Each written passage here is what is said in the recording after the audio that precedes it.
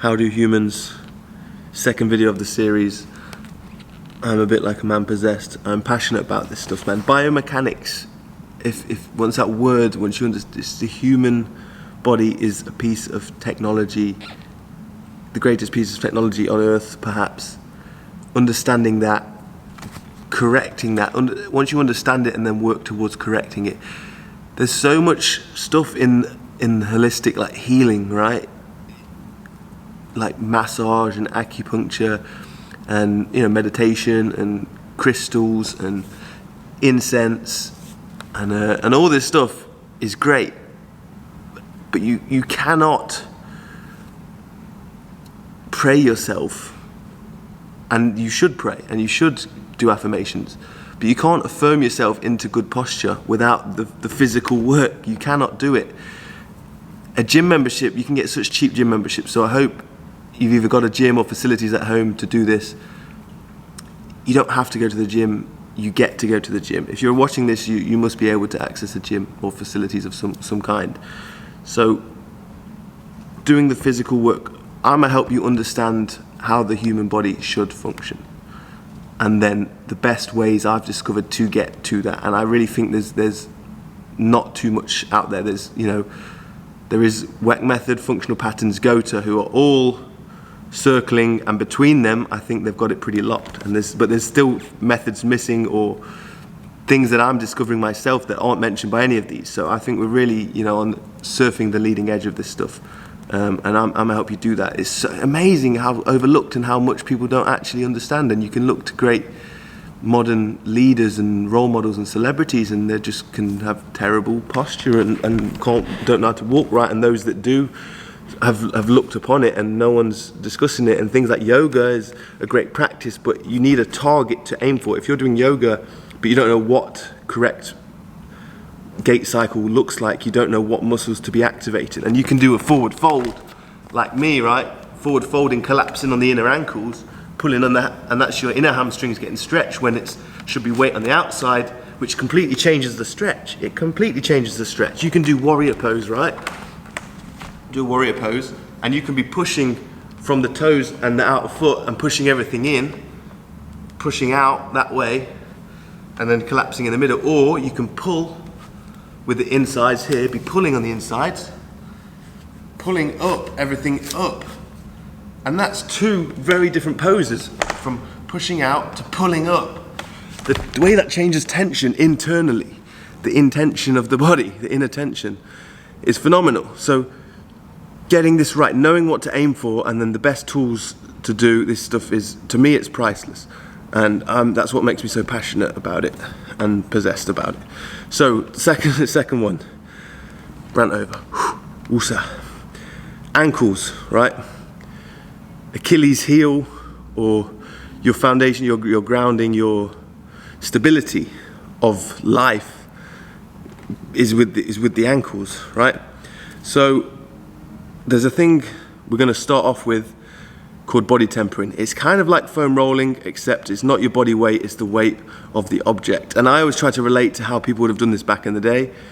Body tempering is, I take a weighted bar, and I'll put the video up, a weighted bar, and I roll it up and down my calves, and I do the inside and I do the outside, and I have the bar weighted this way and I have it weighted this way. So I try to hit as much as my calf and my, the soleus and the gastrocnemius and the Achilles as possible.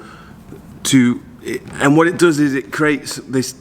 When I learnt from WEC, they were doing body tempering, putting massive weights on their muscles, and it repressurizes internally the muscle, supposedly. So I've been doing this body tempering in my calf for about a month, and it's something I do every session. It's the only part of my body that I currently do body tempering on is my calf, and it really helps to iron out the muscles and get them ready. So I do this before my activity. So it's kind of like you foam roll before you do your exercise sometimes, to open up new space in the joint, in the muscle, and release the fascia before you do the exercise. It's not as important to do foam rolling after, you do it before you do exercise. So body tempering works like that, and it's just a more effective version of foam rolling in my eyes. So we're going to body temper the calves, the shin muscle, the front of the shin if you can, wherever you want, just to get the muscles ready with pressure, with tension in them, but without, it's not got impact through it. It's just pressure without impact. So it gets the muscles ready. And then the main exercise, if you only do one thing from this for your ankles, and that is backwards treadmill. And preferably on an incline to begin with, so that the incline will give you less of an angle in the heel, so it's more like the shoes that we grew up wearing, but you can go flat, but build up. And you're gonna go backwards on the treadmill, or if you don't have access to a treadmill, you can just walk backwards. But what I love about the treadmill is you don't have to look where you're going. So you can walk backwards, but not have to change the angle of your body by looking over your head. So you can walk backwards, and this could be 5 minutes, 10 minutes, whatever you feel you're enjoying at the time. Slow speed, 2 miles an hour, 2 to 3 miles an hour. And I want you to play with it. I want you to push, stay on the toes and really drive, really try and stay tall and walk really tall. Go low and squat a little bit and walk low. But remember the green dot of the foot, right? So you want to push off the foot, outer rail kind of rolls, feet push and flick off of, it will flick off the big toe, but the weight will come round here, bing, flick off the big toe. Avoid putting weight here, unless it feels good and you're doing it actively as a release, but try and get the feet this way. If anything, you want the feet to be slightly pigeon-toed, not like this. So feet out, and you're gonna roll and push and flick off the toe, roll and push, pushing backwards. And what we're doing here is when you run or walk forwards, you're compressing the ankle. We wanna build the strength through here, through the ankle. So we're doing the negative of that. When people learn to chin up, you got a lot of people can't do the positive of chin up, so what they do is they'll get you to go high and do the negative of the chin up to build up the strength, to activate all the fibers. That's what we're doing here. We're doing the negative of walking. So a lot of us have got weakness. We've walked our whole lives in cushion shoes. We suddenly get to barefoot shoes, and there's weaknesses there that we need to do. So what we're doing the reverse of that. We're walking backwards, putting length and strength through this bit of the muscle, teaching the calf to compress nicely, releasing the tension here from the tension that a lot of us have from the shoes, from having heel height on our shoes. So activating this in a push position, getting this nice and tight, creating length and strength as we talk about. You can do this with weights as well to add a bit more compression and pressure down, kettlebells, some weights. Also want you to think about doing it with head over foot. So each time you step backwards, the head's over that foot, then it's that foot. So you're getting this, starting to get this spinal engine rotation going. And you find that you're more balanced when your head's over your foot, you're more balanced. And then also do same side. So you're gonna pitch your head over one side of the foot, like this, and walk backwards with the weight over one side, and then swap sides so the weight's over the right foot, head's over, looking straight. And you'll notice you can play with your hips, move your hips forward, move your hips backwards, activate the lower back, the obliques, the TVA, and you'll just start to get that hip joint mobilized as well as working with angles. The body's wants to be worked at angles. If we just run in a straight line forwards and we're not even putting our feet right, we're going to cause problems. So we need to undo that, strengthen the body in the angles, in figure of eights or however we do it. So along with that, do some sideways walking.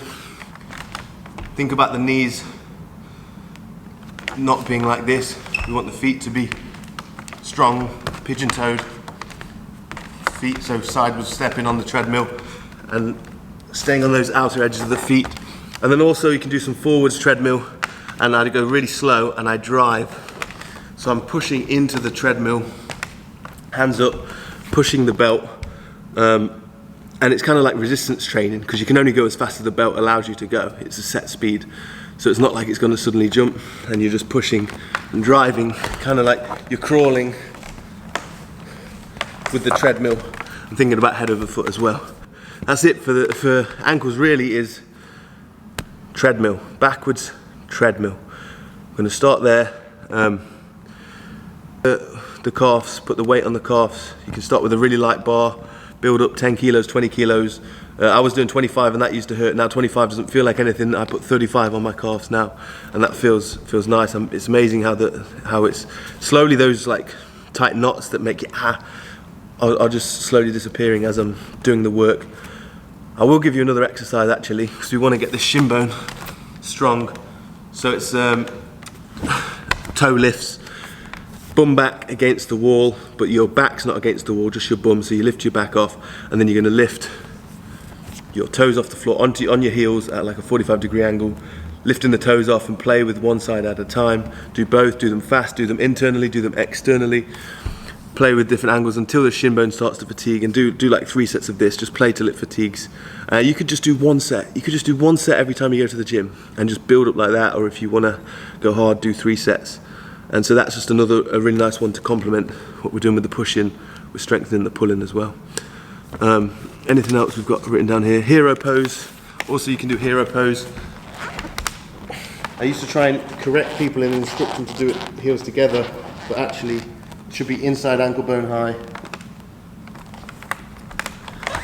And you can play with, when you see children and they learn to walk and crawl, they build strength from this position, and that's the original engine. Before we run, we have this strength coming from here. So heels away all day, as they say, in ankle bone high, and then just driving off the shin, off the feet, and you can start to push through here, hip lifts, all of that good stuff. Just if you wanted more exercises, there's a few, but primarily if you can do the body tempering, put a weight on your calves rather than the foam rolling, that's great. And then backwards on a treadmill or out in the streets, just walking backwards, but you just have to look over your shoulder, see which way you're going. If you can find a hill, a nice hill with a straight line, that's great. You'll feel that the hill feels better. It just drops you onto your toes a bit more, and it's just to build up to that flat, zero heel height ability. Yeah, that's it for ankles. Thank you for tuning in. Any questions, just shoot below. You know, I'm always responding to the comments. And much love, guys. Godspeed.